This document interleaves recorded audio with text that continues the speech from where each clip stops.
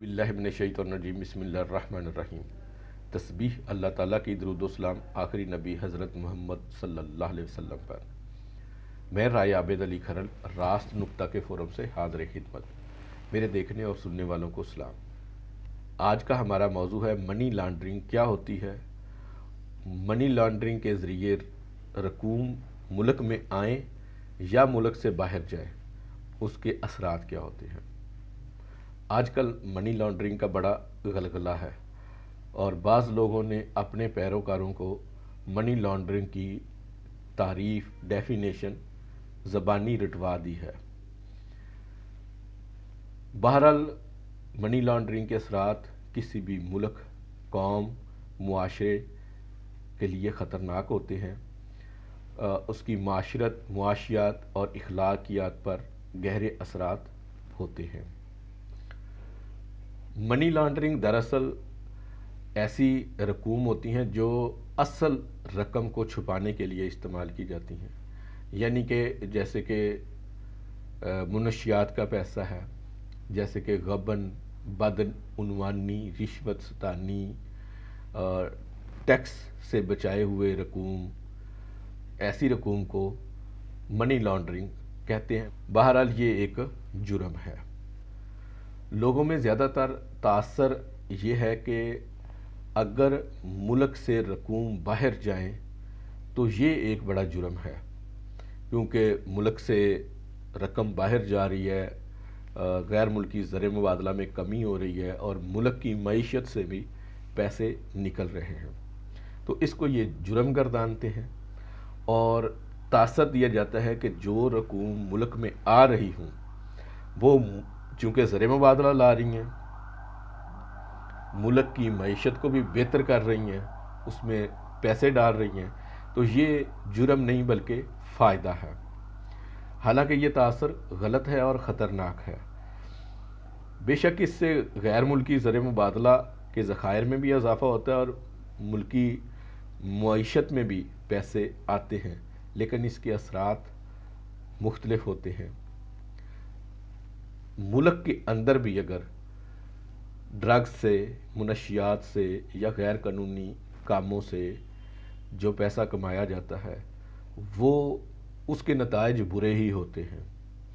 نو دولتیوں کا حالات تو آپ جانتے ہی ہیں۔ ایسے ہی اگر ان نیچرل پیسہ اپنی ملک کی معیشت میں ڈالیں گے تو ملک کی معیشت کے ساتھ بھی یہی حال ہوگا۔ ملک میں مہنگائی میں اضافہ ہوگا، لاقانونیت میں اضافہ ہوگا اور بہت سے ایسے معاملات ہوں گے جو کہ نہ صرف ملک کی معیشت، اخلاقیات اور قانون کے اوپر بھی گہرے اثرات چھوڑیں گے، جبکہ دوسری طرف اگر قدم با قدم کوئی بندہ امیر ہوتا ہے یا معیشت اپنی بڑھوتری کے منازل طے کرتی ہے تو وہ گہرائی بھی رکھتی ہے، گہرائی بھی رکھتی ہے اور مضبوطی بھی رکھتی ہے، تو اسی لیے یہ دونوں صورتوں میں نقصان دہ ہے۔ اس کی مثال ہم برطانیہ کے عدالتوں کے ایک فیصلے کی لے لیتے ہیں، جس کے ذریعے انہوں نے اپنے ملک میں آئی ہوئی رقوم پاکستان کو واپس لوٹا دی۔ ہوا کچھ یوں کہ برطانیہ میں ریئل اسٹیٹ کی قیمتیں غیر حقیقی انداز میں بڑھنا شروع ہو گئیں۔ ان کی کرائم ایجنسی نے تحقیقات شروع کی۔ تحقیقات کے نتیجے میں ان کو پتہ چلا کہ ایک پاکستانی شخص نے رقوم برطانیہ میں لائی ہے اور اس کے ذریعے یہ کام شروع ہوا ہے۔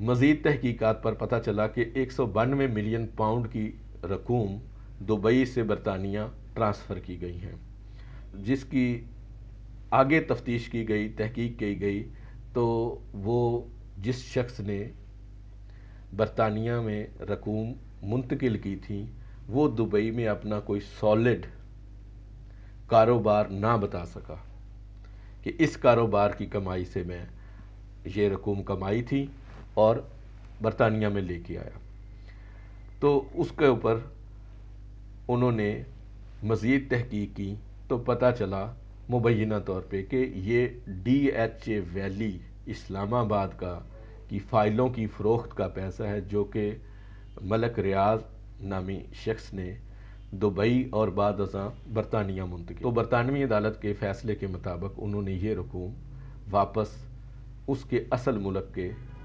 پاس بھجوا دیں.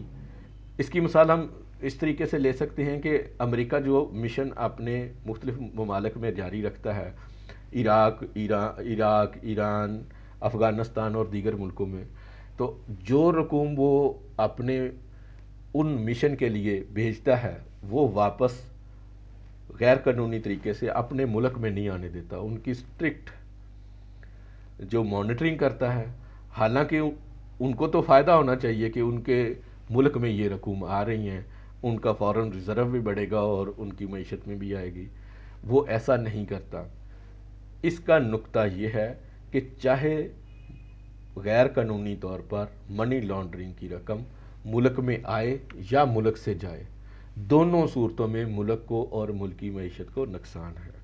اس لیے جو لوگ ملک میں آنے والی رقوم کو جسٹیفائی کر رہے ہیں اور کسی خاص شخص کے لیے فائدہ پہنچانے کی کوشش کر رہے ہیں، ان کے مذموم مقاصد کو سمجھیں. ہم اپنے ملک کو اور اپنے ملک کی معیشت کو منفی اثرات سے بچا سکیں.